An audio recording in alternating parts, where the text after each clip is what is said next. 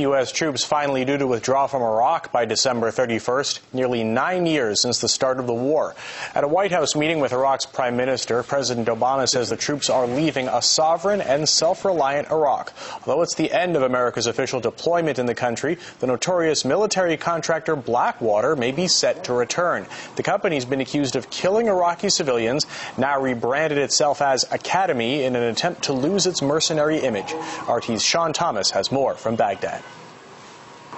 As U.S. troops leave Iraq and official operations end here in the country, this opens the door for private contractors to come in to help rebuild the infrastructure. Oil companies, construction companies, all of those companies are going to need their own security as well. One of the companies that wants a piece of that pie is a well-known name, a controversial name, Blackwater, although they are trying to come back under a different name known as Academi.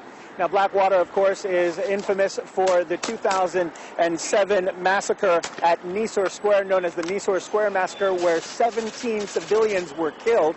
After this incident, the Iraqi government suspended their business license to do business in the country of Iraq.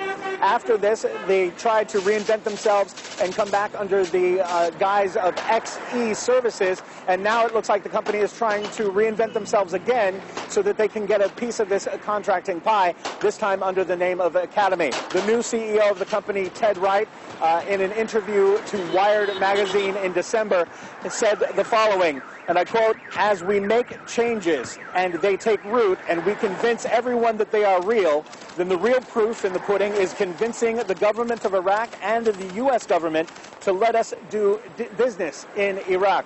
The new CEO is also promising accountability and an openness policy so that the government of Iraq and the people can know what the company is doing.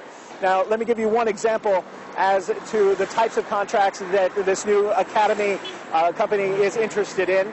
The Office of Security Cooperation is expected to have 200 military personnel stay back to help train Iraqi special forces and the Iraqi military. In addition to these 200 military personnel, there's 700 contractors, civilian contractors, expected to stay as well to help train the Iraqi military. Academi wants a little bit of that pie, it is expected. But beyond this, it is expected that all of these companies coming into the country, as the U.S. pulls out, they're going to need their own security service as well.